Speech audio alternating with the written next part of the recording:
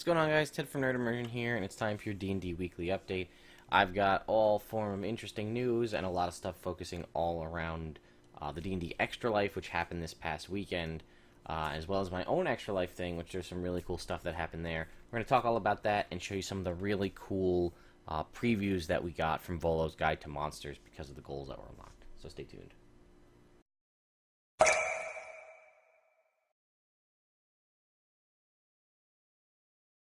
So, we're just going to jump straight in. First up, there was an article posted. I spent a glorious, geeky day with the makers of Dungeons & Dragons. I believe this is from Vice.com. Craig Tito was the host communication manager, was my guide. I took it to the surroundings, and they kind of show some pictures. Founded in 1990, acquired by Hasbro in 1999. Settled among the Pines in Renton, small town 30 minutes outside of Seattle, Washington. It's a big, imposing glass structure. The hallways painted in muted beiges, carpets, all classic office pattern. At first glance, it seems fairly mundane. You can hear the click-clack of typing behind cubicle walls and the fluorescent lighting overhead. But around every corner and in every nook, there are hearts of the company. Wizards, knights, and goblin statues. That's... we don't want that. We've had people say, oh, we're... Stop that. Magic the Gathering also in the Wizards building. You can see a Vice with an article about D&D is officially cool again. D&D, I hate when people are like, D&D's cool again. Well, first of all, I'm pretty sure, you know, no offense to Dungeons & Dragons, TSR, and things like that, I don't think D&D was ever really cool. Nerd culture is a big part of what's our popular culture norm. In this current moment, we've kind of moved on for what's popular in the world to nerds kind of being the spotlight, and being nerdy is a cool thing to be. But I don't think Dungeons and Dragons was cool in the first place. It was a thing that people did and they liked, and people have been doing it. I just feel like it's getting a lot of media outlet, and like Wizards, with the advent of streaming, a lot more people are streaming. Acquisitions Incorporated obviously draws a huge crowd, so that's part of it. The fact that it was in theaters this year was amazing. I'm sure Critical Role was no small part in the cool again. I just think it's more mainstream now. More people know about it, and with our Twitch watching culture and our watching Let's Plays and things like that, and Critical Role having a routine 22-ish thousand people watching every Thursday, it draws a lot of attention to it. So I don't even know if I would even call it cool. I think it's out there, people know about it, but I still feel like in my everyday life, the amount of people that I talk to, both on the internet and otherwise, I don't think people just think D&D is cool. They might know a little bit more about it now, but that's not what this whole update is about. That article title just threw me off, because I remember reading it when it came out, and I don't know, it kind of rubs me the wrong way. Like, I don't think it was ever a cool thing to do, and I mean, I think it's more accepted now, absolutely, and it was just less accepted then. It's just more mainstream, I guess. And then we'll just kind of flip through his article, you know, just talking a little bit about some of the awesome stuff you can see there in the Wizards of the Coast office. It's just basically a standard walkthrough. These kind of things I think would be much better done as like a video tour, like a vlog, then you can actually see rather than a couple of pictures and written out quotes. So we're gonna move through. There's some other interesting stuff that happened this week. I thought this was crazy. Here's a weird story. Received a package of old D&D books at Wizards of the Coast offices from the U.S. Postal Service. Apparently someone's shipment had opened and become separated from tracking address information. So the USPS put the books in a new box and mailed them to Wizards of the Coast for some reason. Most of the books have the same mark pencil, written in pen and pencil, with this kind of symbol here. Which most likely means they were someone's personal collection. We want to track down the owner and return their precious D&D books. We here at WotC understand what it's like to lose something you hold dear. Of course, it's also possible they're being shipped as part of a sale on eBay, but that doesn't really matter. We just want to help. If you recognize this mark or know someone who lost a shipment of 3rd edition D&D books, let us know. It sounds like they might have. They were thinking it's MPG, and somebody said Mark Paul Gosselaar, Jason Moore, case closed, and they said we did it. So I don't know if that meant that they found it. Let's see if they type it out. Nope, it doesn't actually say if they... I think that means that they did find the person, but that's just kind of cool that the Postal Service is like, well, we'll just send them to Wizards. Hopefully they can figure it out. Alright, Salvatore is doing more e-signings for upcoming book offers for Hero, which is the new book, or the newer... Is it out yet? Homecoming 3. The next in the Drizzt series. Is planning on shipping Hero on or around October 25th. So that's the next step in Drizzt's story. Alright, now we're going to get into some Extra Life stuff. First of all, these Extra Life, Storm King's Thunder Extra Life t-shirts are still available for another 25 days. You can go to booster.com. The links are for all of this information will be in the description. And you can pick up this shirt for yourself. And in doing so, you will be supporting the D&D Extra Life stream. All the proceeds, 100% of the proceeds go to Children's Miracle Network hospitals. I believe Wizards of the Coast is the Seattle Children's Hospital. So you get this cool, comfy D&D t-shirt, which official Dungeons & Dragons t-shirts, they don't make that many. So when you can get a chance to get one, I personally say jump on it. So you can go ahead and get this t-shirt, and it will support their Extra Life stream and all of the money associated with it.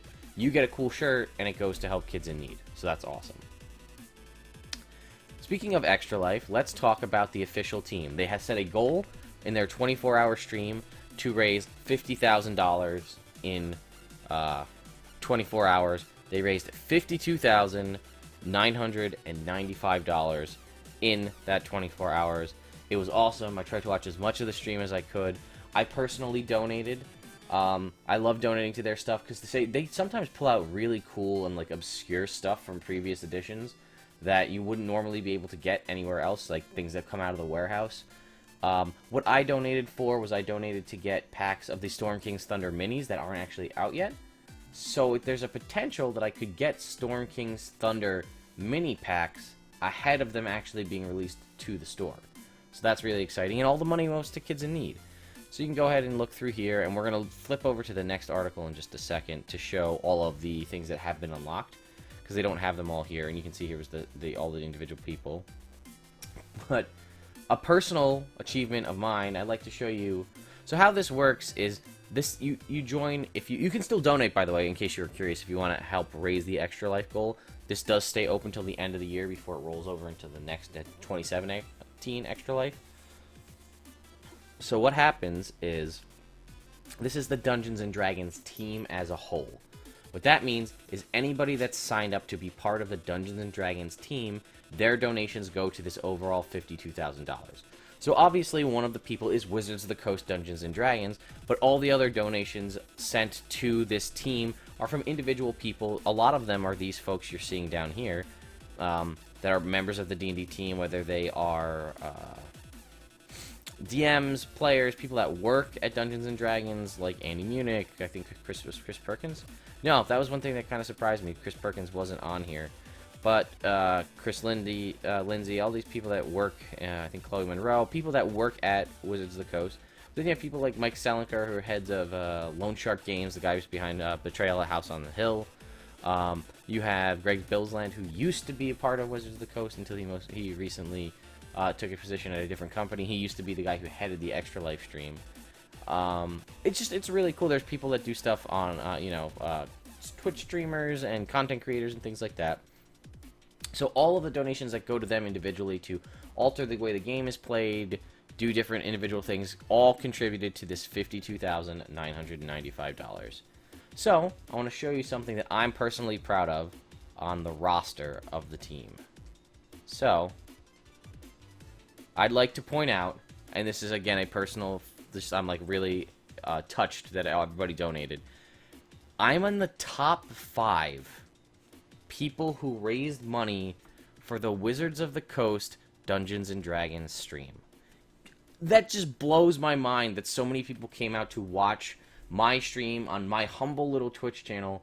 We just broke 350 subscribers from the folks that helped and came out and watched the 24-hour stream. Guys, because of all of your generous donations, we raised $1,605 for the kids. I started off with a goal of $500. We blew past that. Then we made it $1,000. Then we made it elite, and we blew past that. When we made $1,500, we blew past that too. You guys are crazy. is awesome. And I'd like to point out that, like, look at the other 4 people that are on this list. Wizards of the Coast, obviously, is going to be the most. Then you've got Lauren Bond, who frankly, I'm not entirely familiar with who she is. I think she's a Twitch streamer. Was she part of the... Yeah, she was on the Wizards D&D stuff on the official stream. Oh, and I'll stream for 12 hours in a row on my own Twitch channel, twitch.tv/randomtuesday. So let's go ahead and take a look at her Twitch channel real quick. So, I mean, she's got... You know what? Oh, she was the DM. Okay, I recognize who this is now. Let's go ahead and view her stuff, though. I mean, so she's a fairly popular Twitch person. She has a fair amount of followers and things like that. And then, as far as the second in line there, was Andy Munich, who, if you're not familiar with, you should definitely check out the 2015 Extra Life stream, where they made a puppet of his, a Muppet, basically, of his character Irony, who is a fighter. You can see some fan art of her here. See if we can find her down at the bottom. There she is. And she is, he basically played the whole last year's stream as the Muppet, not as Andy. So that was really cool. So he raised it 2,500, or 2,100. And then Chloe Monroe, again, another person who works for Wizards of the Coast, raised 1,800, which is insane that she raised $1,800 in only 7 donations, guys. That's nuts. Like, to think that she raised that much money is crazy. And she was, you know, she's a person who works for Wizards of the Coast, and she was on the stream and stuff like that and helping out, moderating the chat. And then's me, guys, Nerd Immersion, with all of your guys' help. I mean, we beat out people that work at Wizards of the Coast. I'm just so humbled. I mean, Chris Dupuis is the team captain of Wizards of the Coast's Extra Life, and we raised more than him on my little channel. So I want to thank everybody who donated. As you can see here, I have Extra Life achievements now, things I've never had before. I tried to make mine look as professional as possible. You guys donated crazy amounts of wishes, decks of many things. Thank you to everybody who donated. Thank you to all of my personal friends and family who donated. Thank you to anonymous donor who never told us who he was, who donated $300. Crazy. Just thank you guys so much. Benzyme, I have to give a special shout out to, who consistently was donating about $100 an hour almost. Just so generous. All those proceeds, again, go to all kids in need, so it's super great. So thank you so much. So, now that we've got all that out of the way, let's talk about what we unlocked with raising $50,000 as part of this D&D team. Some of this stuff is redundant, and I'm not going to go into it too much because if you have Storm King's Thunder, it's all in there. The D100 table from the Giant's Bag, how to link previous adventures to Storm King's Thunder, specific NPCs for Storm King's Thunder, the wilderness encounters for Storm King's Thunder, the ways to update your giants to have new functionality. I will go into this, though. The extremely beautiful high-res map of the northern areas of Storm King's Thunder. So, we got this when we did this last year it was kind of out of the abyss. We got one of the Sword Coast, basically, and around the Sword Coast Adventure Guide. So this actually stops basically at the High Moor, about halfway through the High Moor. You can see Parnast and Daggerford here. So I've got a kind of a low-res version of this map here in front of me, which I don't know if you can see this, but comparatively, this is the Sword Coast. So the lower part is Daggerford, which on this map is here. So, like, it cuts off, that map cuts off right about on this line right here.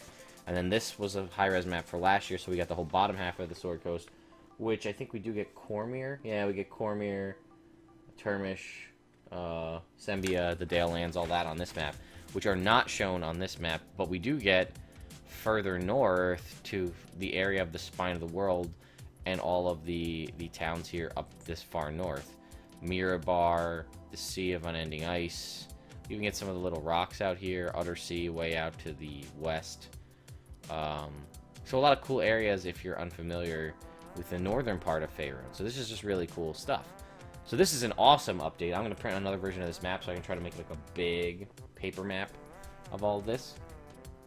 And the big one, though, was, guys, we got previews for new monsters in Volo's Guide to Monsters. Speaking of Volo's Guide to Monsters, we know there's going to be, because I think one of the guys accidentally revealed more information than he was supposed to on the stream, because they actually were like, somebody basically shut him up on the stream when he was talking during an interview, like, to tell him not to reveal information. So what was revealed, there's going to be at least a half a dozen brand new playable races in Volo's Guide to Monsters. I know 3 of them. I will tell you what I know in just a sec. And there's also going to be kind of alteration, variation rules for other existing races. That's about where he got cut off before he could talk anymore. If you want to watch on the official Wizards of the Coast stream, I think it's the 2nd session with a guy named Stan. He works for Wizards of the Coast. When he's doing his interview painting a My Little Pony as a mount for his adventure that he's playing in, they start interviewing him, asking him about who his character is. And his character is a tabaxi. This is basically a feline catfolk type creature. I was able to glean a couple of bits of information off of his character. Tabaxi, as far as I know right now, I believe they do have dark vision. They have a 40-foot base movement speed. They have claws, so some sort of claw damage attack. And they have a unique ability where they can, once per round, move double their speed for a round. And then that ability resets when they spend an entire round using 0 movement speed. So you could basically, with a 40-foot base movement speed, you could zip around at 80 feet for 1 round, and then if you just stand still for the next round, then that will reset for the 3rd round to do another 80 feet of movement if you had to. And he was a monk in the game, so he had a ridiculous 55 feet of movement and up to 120 if he needed it. Or I'm sorry, 115 rather. 10, whatever. I'm tired, so tired. I assume it's probably a Dex-based class. My brain wants to say Dex Wisdom because he was a monk, but it was fan-picked, so you never know. What else did he reveal? That there is going to be some sort of underwater-based race, and Kenku are also a race. Kenku are kind of bird-like people. They were a playable race in previous editions, you know, with level adjustments and whatnot, but they are usually fairly good rogue-based characters, so they're usually Dex, maybe either Dex Intelligence or Dex Charisma, and they typically have the ability to mimic voices, almost like a ventriloquist thing. It's kind of one of their go-to abilities, because that's kind of how they used to deceive people. So we're now going to get Kenku, some kind of underwater race, these Tabaxi, and variation rules with other races, and potentially another 3 races or more, as well as a whole new set of monsters. They did a couple of times on the stream sort of refer to this loosely as Monster Manual 2. We did actually get previews of 4 different creatures, and I know the names of 2 of them, and the other 2 I don't know, so we can speculate. So what do we get? We got this guy, whatever this is. So it looks Beholder-esque, because it is a large central eye with kind of stalks things off of it. It doesn't have a name, but it doesn't seem to have eye stalks. These look like Displacer Beast tentacles, but they look like, if you see at the bottom over here, it looks like they have mouths on the tentacles. I don't know. No mouth that I can see on it, so I'm guessing it's some sort of maybe psionic or mental-based class. Also, one character was playing a mystic, a psionic-based class in the game, so I don't know if that means a final printed version will be in Volo's Guide. But the limited edition art for Volo's Guide to Monsters, the front cover, is that of a Mind Flayer, so who knows? Next up, this is a Kirin. I don't know how you want to pronounce it exactly, but it's Kirin. It's a... this is a typical, I don't know if it's Chinese, Japanese, or I'm gonna just kind of like Asian Oriental kind of themed, celestial type being. They sometimes look like dogs. This one basically looks like, my understanding from this is basically a dragon unicorn, more or less, is kind of how they described it in the when they revealed the image. So it's looks, you can kind of see it's golden, sort of like golden dragon. You can see the scales here. But a unicorn horn.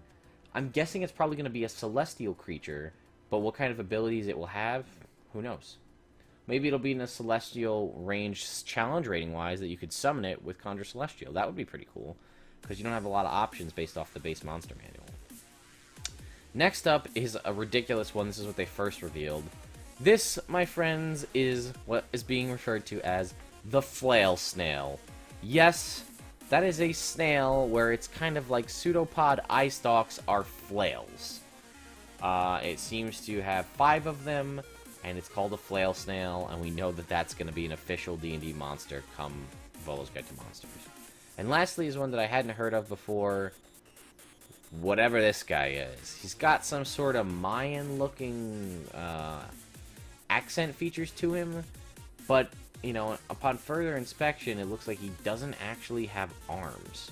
He seems to have what look like vines or tendrils of some kind in place of arms. This almost looks right here kind of like a snake skin, but I don't think it is.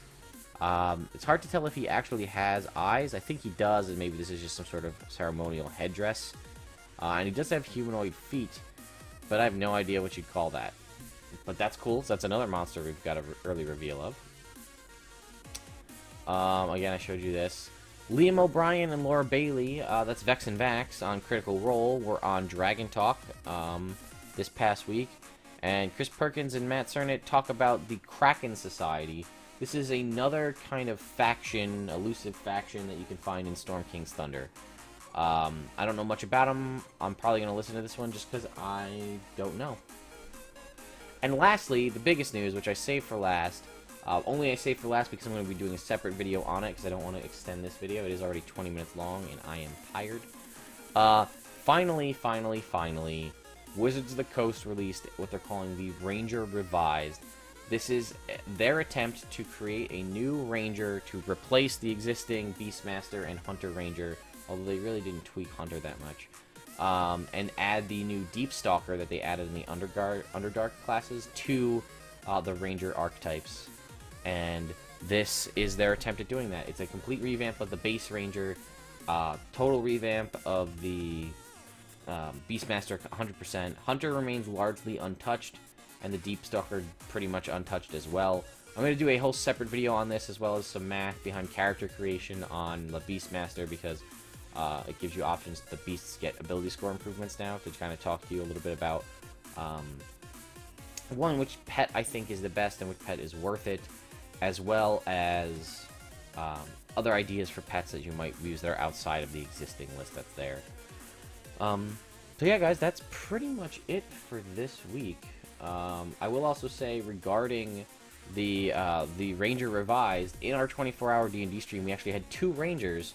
One playing the the Deep Stalker Conclave, whatever the Underdark one is, 100% that class, and then we had another Ranger playing a homebrew Ranger archetype, the Arcane Archer, but using the base Ranger class as well.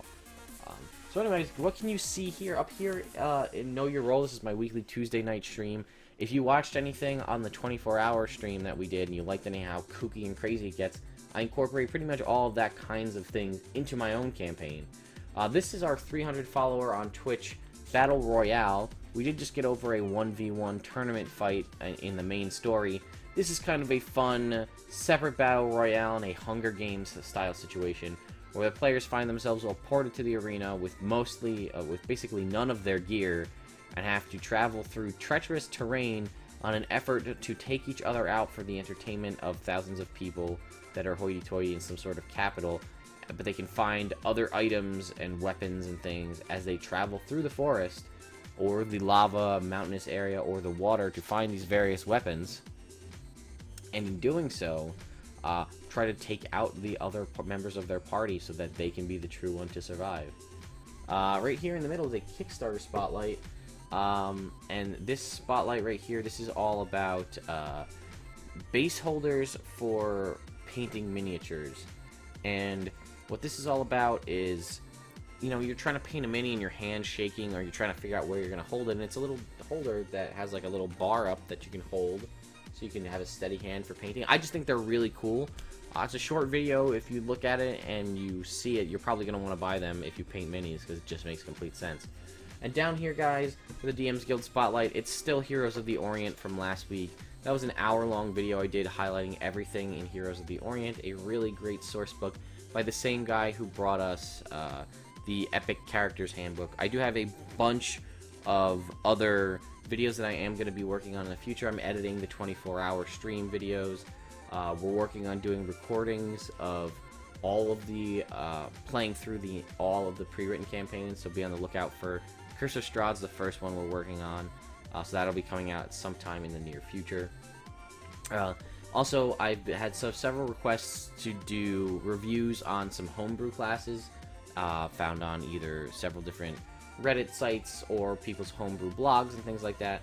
I have one particular one that's basically makes you Gambit. It's like a card thrower, kinetic charging type class. I'm going to be doing a review on that. I think it's really neat. And then as well as I've received several requests from various designers on the DM's Guild to review various different products, and some that are kind of in pre-release. So you can see I'll be doing a lot of reviews on those, as well as again the full video on the Ranger Revised and a full coverage of the most recent Dragon Plus magazine. And I might also be doing a video just kind of on homebrew and what D&D stuff I follow. If you guys are curious, other than official Wizards of the Coast thing, like what streams do I watch, what games do I watch, where do I go to get my homebrew, what homebrew do I think is balanced, what places do I think you should avoid, that kind of stuff. So anyway, guys, I hope you have a great week, and I will see you next time.